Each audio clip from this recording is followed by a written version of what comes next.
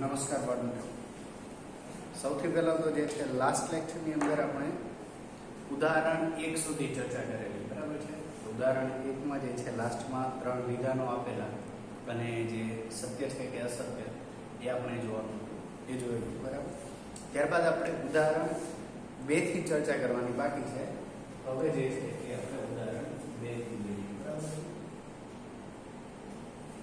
તો ઉદાહરણ 2 સૌથી પહેલા અહીંયા શું કીધેલું છે કે તમારે જો આ વસ્તુ તમે 8મા માં શીખીને ભણાવ્યા છો, બરાબર છે. ધોરણ 8 ની અંદર ધોરણ 7 માં પણ આવતું કે 1 અને 2 વચ્ચેની 5 સમય સંખ્યાઓ કીધી, બરાબર. શેની વચ્ચે? 1 અને 2 વચ્ચે 5 સમય સંખ્યાઓ, કોઈ પણ 5 સમય સંખ્યાઓ લખવાની છે. હવે જો એક વસ્તુ એ છે કે કોઈ પણ બે જો પૂર્ણાંક સંખ્યાઓની વાત કરીએ ને, અહીંયા આપણે જોઈએ 1 અને 2 કેવી છે? બંને પૂર્ણાંક સંખ્યાઓ છે, બરાબર. દરેકને ખ્યાલ છે, મેં લાસ્ટ લેક્ચરમાં એના વિશે પણ કીધેલું કે પૂર્ણાંક અને અપૂર્ણાંક સંખ્યાઓ, મુખ્યત્વે એની અંદર તો બાકી બધી સંખ્યાઓનો સમાવેશ થઈ જાય, એ મળી જ સમય સંખ્યાઓ બને છે, બરાબર છે.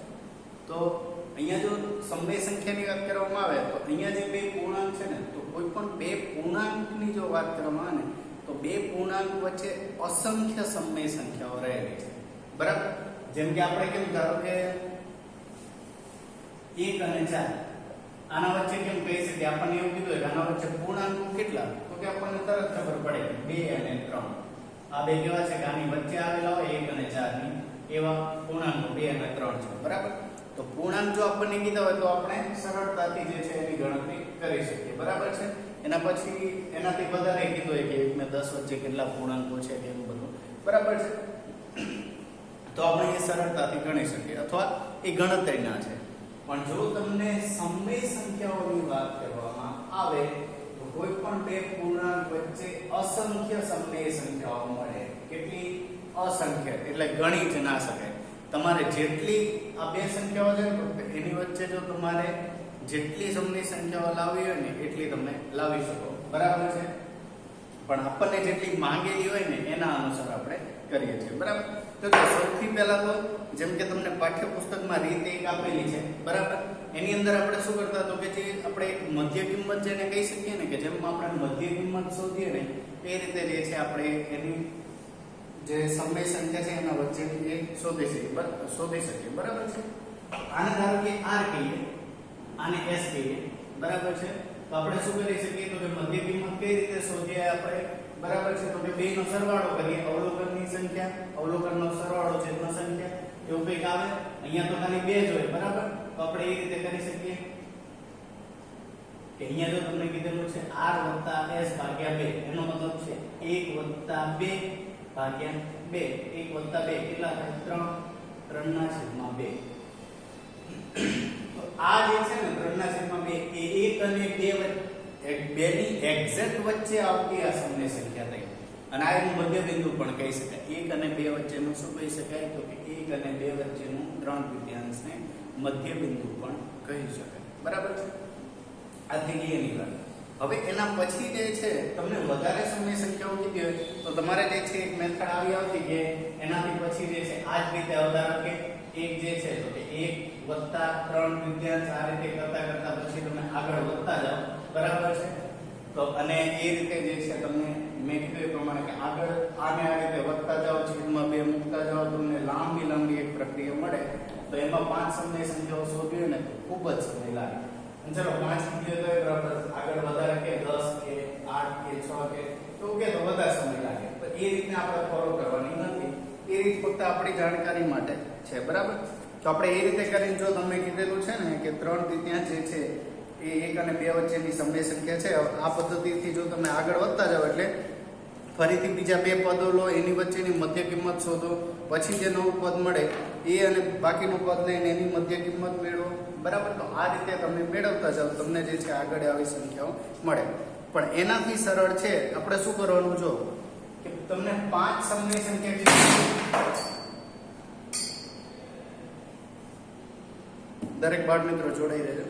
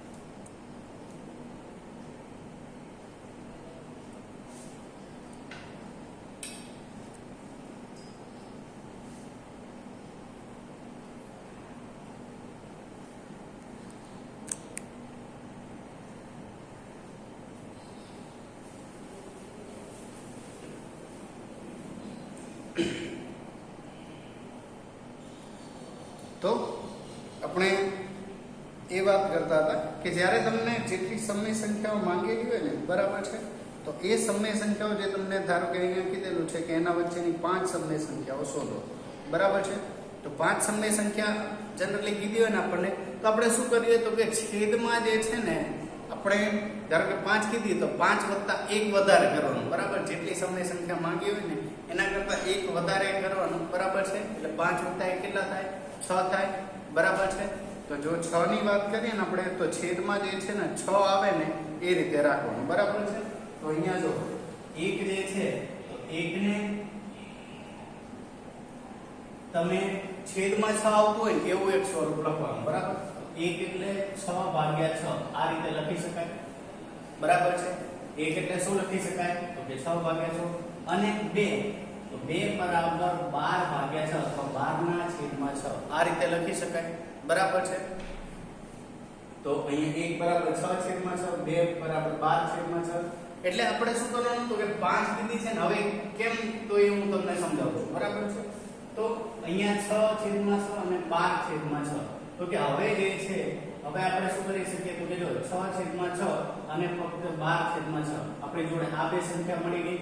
આનું સ્વરૂપ આપણને આ મળ્યું, આનું સ્વરૂપ જે છે આપણને આ મળે. હવે જે છે ક્રમશઃ તમે એક એક જે સંખ્યા છે અંશમાં જે છે ને એને વધારતા જાઓ, બરાબર. અહીંયા 6 ના છેદમાં 6 છે તો 6 છેદમાં 6, એના પછી શું આવે તો કે 7 છેદમાં 6, એના પછી આવે 8 છેદમાં 6, એના પછી 9 છેદમાં 6, 10 છેદમાં 6, 11 છેદમાં 6 અને 12 છેદમાં 6, બરાબર. આ લેસ ધેન ની નિશાની છે કે આ પદ આના કરતા નાનું છે, આ પદ આના કરતા નાનું છે, બરાબર છે. તો એટલા માટે 6 છેદમાં 6 એ 7 છેદમાં 6 કરતા નાનું છે પદ, એ જે પદ છે એ 8 ના છેદમાં 6 કરતા નાનું છે. તો આ રીતે જે છે ક્રમશઃ આપણે લખી શકીએ. તો હવે આની વચ્ચે જો તો કેટલી સંખ્યાઓ મળી આપણને? 1 2 3 4 ને 5. આ બે સંખ્યાઓ મૂળ પોતે છે, બરાબર. જે સંખ્યાઓ હતી તો આપણને 5 એના વચ્ચેની 5 સમય સંખ્યાઓ કીધી હતી એ આપણને મળી, બરાબર છે. તો એક્ઝેક્ટ તમને એ અંક મળે જેટલું એના પ્લસ 1 કરો ને, જેટલી તમને સમય સંખ્યાઓ કીધી હોય એના વત્તા 1 કરીને એટલો તમે છેદ લાવો તો એ જે છે ને તમને એના વચ્ચેની જેટલી સંખ્યાઓ માંગેલી હોય એટલી સંખ્યાઓ આપે છે, બરાબર છે. તો આ રીતે તમે એને કરી શકો છો, બરાબર. હવે જો એવું નથી કે આની વચ્ચેની જો 1 અને 2 વચ્ચેની સમય સંખ્યાઓ કે તો આટલી જોઈએ, બરાબર. 1 અને 2 વચ્ચે મેં તમને કીધું એ પ્રમાણે તમે અસંખ્ય સમય સંખ્યાઓ મેળવી શકો. અહીંયા તો આપણે જે છે એકને જે છે છેદમાં 6 લખે, તમે ચાલો છેદમાં 10 લખો તો 10 છેદમાં 10 અને 2 બરાબર શું થાય તો 20 છેદમાં 10 થાય, બરાબર છે. હવે અહીંયા 10 ના છેદમાં 10 પછી તમે લખવાનું ચાલુ કરો તો 11 છેદમાં 10, 12 છેદમાં 10, 13 છેદમાં 10, 14 છેદમાં 10, 15 છેદમાં 10, બરાબર, 16 છેદમાં 10. તો આ રીતે જે છે તમને 17 છેદમાં 10, 18 છેદમાં 10, 19 છેદમાં 10 અને 20 છેદમાં 10, બરાબર છે. અહીંયા તમે જો તો કેટલી સંખ્યાઓ મળી સમય સંખ્યા એની વચ્ચે તો 1 2 3 4 5 6 7 8 ને 9 9 સમય સંખ્યાઓ મળી. તો આના ઉપરથી આપણને શું ખ્યાલ આવ્યો કે જો અહીંયા છેદ જે છે એ 6 હતો, છેદ ઓછો હતો તો સમય સંખ્યા ઓછી મળે. એના વચ્ચેની જો વધારે સમય સંખ્યાઓ મેળવી હોય તો છેદને ફક્ત વધારી દો, સમય સંખ્યા વધારે મળે. હજુ તમે 1 બરાબર 100 ના છેદમાં 100 અને 2 બરાબર 200 ના છેદમાં 100 આ રીતે લખી શકો. તો હવે આના વચ્ચેની સમય સંખ્યાઓ કેટલી થાય તો કે 101 છેદમાં 100, 102 છેદમાં 100. આ રીતે તમને 199 છેદમાં 100 આ રીતે સંખ્યાઓ મળશે. એટલે કેટલી સંખ્યાઓ મળશે તો કે 99 સંખ્યાઓ મળે, બરાબર. એ જ રીતે પછી એનાથી વધારે કરો, અહીંયા જે છે 100 ની જગ્યાએ તમે 1000 કરો, બરાબર છે. તો 1000 કરો તો 1001 થી ચાલુ થાય, 999 જેવી સંખ્યા મળે. એના પછી 10000 કરો તો એનાથી વધારે. એટલે ટૂંકમાં મેઇન વસ્તુ કહેવાની એ છે કે અહીંયા જો તમે જેટલો છેદ જે છે ને એ વધારતા જશો ને, બરાબર, છેદ જેટલો પણ વધતો જશે ને એટલું જે છે તમને શું જોવા મળશે તો કે એક બે સંખ્યાઓ વચ્ચેની સમય સંખ્યાઓ વધતી જશે, બરાબર. તો એટલા માટે મેં તમને કીધું હતું કે કોઈ પણ બે જો સંખ્યાઓ આપેલી હોય અને એના વચ્ચે સમય સંખ્યાઓ શોધવાની કીધી હોય, બરાબર, તો ફિક્સ ના હોય, બરાબર, કે આ જ સંખ્યાઓ આવે. અહીંયા મેં કીધું એટલે એવું ફિક્સ નહીં કે આટલી જ સંખ્યાઓ આવે, પણ સરળતા માટે આપણે શું કરીએ છીએ તો કે જેટલી સંખ્યાઓ માંગી હોય ને બરાબર એના વત્તા 1 કરી દઈએ અને છેદમાં જે છે એ સંખ્યાને લાવી દઈએ તો આપણે વધારે સરળતાથી એને લખી શકીએ છીએ બરાબર. તો આ થઈ ગયું ઉદાહરણ 2. તો આ તમને ખ્યાલ આવી ગયો હશે ઉદાહરણ 2 નો. હવે બરાબર છે તો ઉદાહરણ 1 અને 2 ટેક કરી દેજો બરાબર છે. એ તમારે પાઠ્યપુસ્તકમાંથી ઉદાહરણ 1 અને 2 લખવાના છે બરાબર છે. ચલો હવે એનાથી નેક્સ્ટ જોઈએ.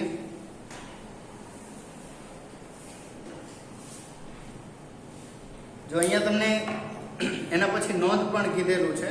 હવે જો અહીંયા શું કીધું છે કે ઉદાહરણ 2 માં 1 અને 2 વચ્ચેની ફક્ત 5 સમય સંખ્યાઓ શોધવાનું જ કીધું છે બરાબર. અને આપણે સમજાવ્યું કે 1 અને 2 વચ્ચે કેટલી સંખ્યાઓ છે સમય સંખ્યાઓ તો કે અસંખ્ય બરાબર. તો વ્યાપક રીતે કહીએ તો આપેલ બે સમય સંખ્યાઓ વચ્ચે અનંત સમય સંખ્યાઓ હોય છે. એ મેં કીધું એ પ્રમાણે કે અનંત સમય સંખ્યાઓ છે કોઈ પણ બે સમય સંખ્યાની વચ્ચે બરાબર. તો ફરીથી જે છે સંખ્યા રેખાને નિહાળીએ અને પછી જે છે તમને એ બધી માહિતી આપેલી છે. તો એની અંદર જે છે એ જ વસ્તુ મુખ્યત્વે કહેવાની છે કે કોઈ પણ બે સમય સંખ્યાની જો વાત કરીએ તેના વચ્ચે જે છે અનંત સમય સંખ્યાઓ આવેલી હોય છે બરાબર. હવે આપણે જે છે એના પછી નેક્સ્ટ એટલે સ્વાધ્યાય 1.1 તરફ જઈએ. સ્વાધ્યાય 1.1 બરાબર છે.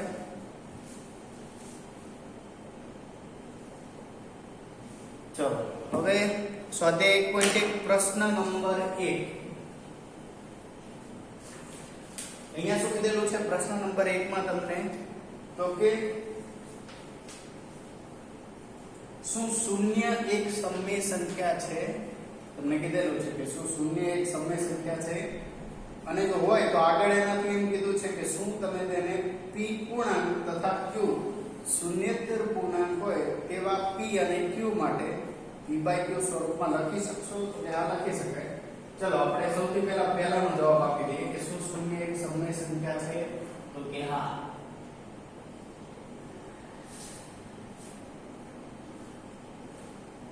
શૂન્ય એક સમય સંખ્યા છે બરાબર. શૂન્ય કેવી છે તો કે હા એક સમય સંખ્યા છે બરાબર. આપણે ચલો એને લખવું હોય તો એ રીતે લખી શકીએ કે શૂન્ય જે છે પ્રાકૃતિક ખાલી એક નથી બરાબર. શૂન્ય કેવી સંખ્યા નથી તો કે શૂન્ય જે છે એનો સમાસ ફક્ત પ્રાકૃતિકમાં નથી. તો શૂન્ય એ પૂર્ણ સંખ્યા છે અને શૂન્ય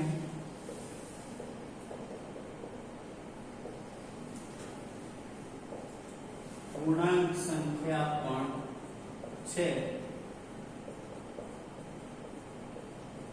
દરેક પૂર્ણ અને પૂર્ણાંક સંખ્યા એ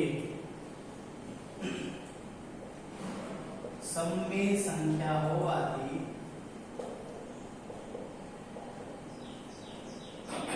શૂન્ય પણ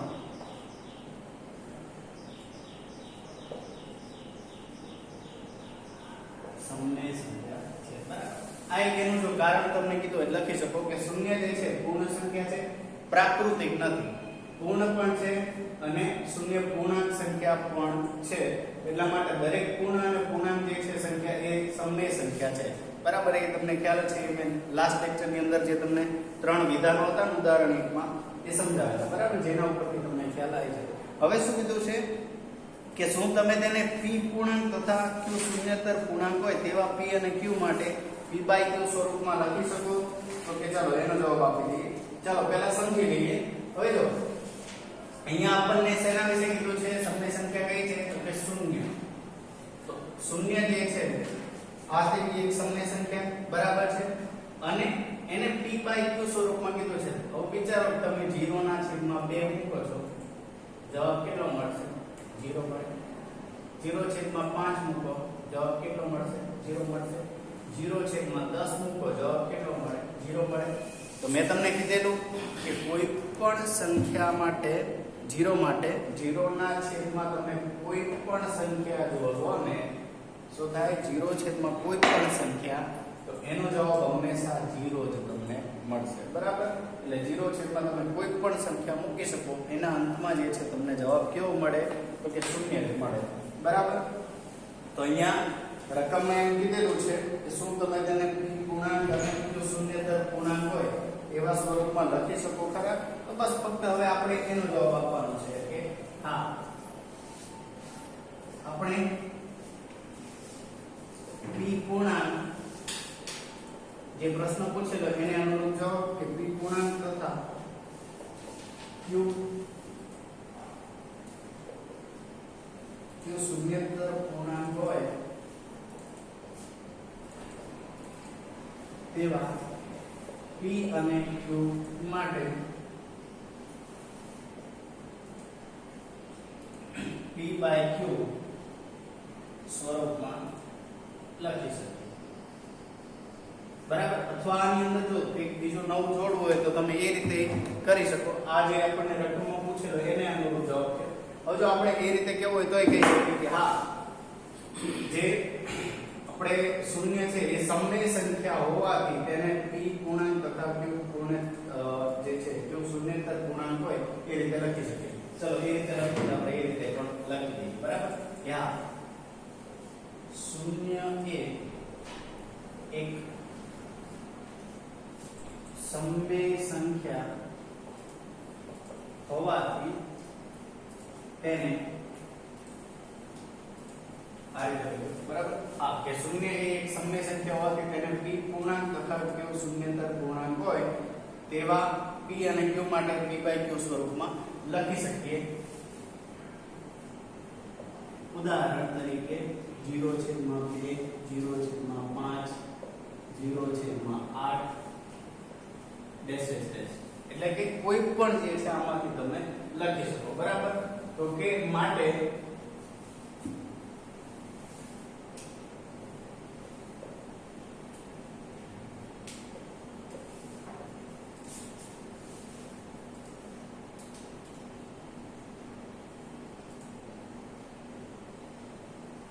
શૂન્યને જે છે p/q સ્વરૂપમાં લખવાનું છે. તો કે માટે શૂન્યને p/q સ્વરૂપમાં વ્યાપક રીતે તમે 0/q પણ લખી શકો કે જ્યાં q is not equals to 0, કે q ની કિંમત ફક્ત 0 ના હોય એવા સ્વરૂપમાં તમે એને લખી શકો. બરાબર છે? તો આ થઈ ગયો એનો જવાબ. પ્રશ્ન નંબર 2 જોઈએ. પ્રશ્ન નંબર 2 શું કીધું છે? અહીંયા પણ એ જ રીતે 3 અને 4 વચ્ચેની 6 સમય સંખ્યાઓ શોધો. શું કીધું છે? 3 અને 4 વચ્ચેની 6 સમય સંખ્યાઓ. બરાબર? તો કે ચલો હવે મેં કીધું એ પ્રમાણે કે સૌથી પહેલા શું કરવાનું છે? 6 સમય સંખ્યાઓ શોધવાની છે. તો મેં કીધું એ પ્રમાણે કે સામાન્ય રીતે જે છે આપણે તમે કોઈ પણ લખી શકો, પણ આપણે જો જે મેથડ આપણે રીત 2 માં જોઈએ ને, ઉદાહરણ 2 ની રીત 2 એ પ્રમાણે જઈશું. બરાબર? તો કે અહીં આપણે 3 અને 4 વચ્ચે 6 સમય સંખ્યા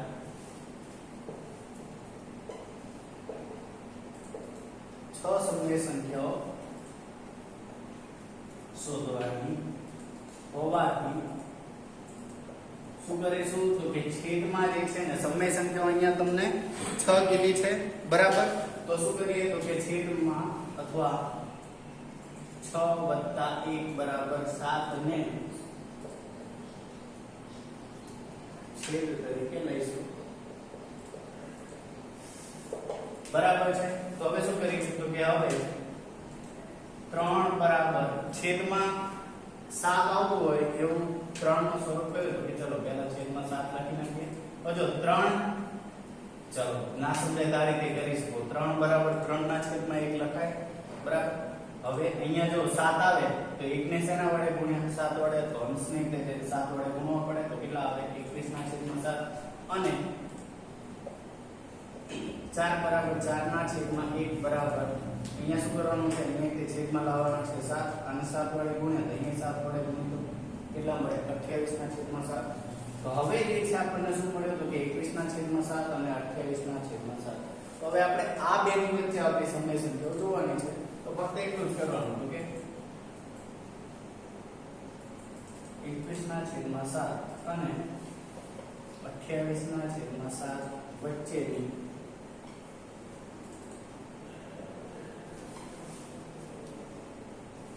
સમય સંખ્યાઓ મેળવીએ.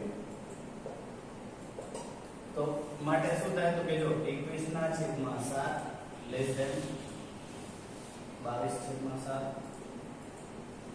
Less than 23/7 24/7. આ પહેલા નિશાની કરવી જરૂરી છે જેથી આપણને ખ્યાલ આવે કે કઈ સમય સંખ્યા આમાંથી મોટી છે તેના માટે. બરાબર 26/7 27/7 અને 28/7 બરાબર છે. તો આ રીતે મળી જાય તો કે જો આ સ્વરૂપ તમને મળી બરાબર તો કે આ પદ અને આ પદ આ તો મૂળ પોતે પદ જ છે. આ સંખ્યા તે 3 આ છે 4 તો કે માટે 3 અને 4 વચ્ચેની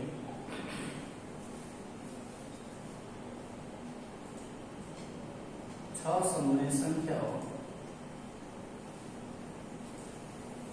જે છે ને લખી દઈએ 22/7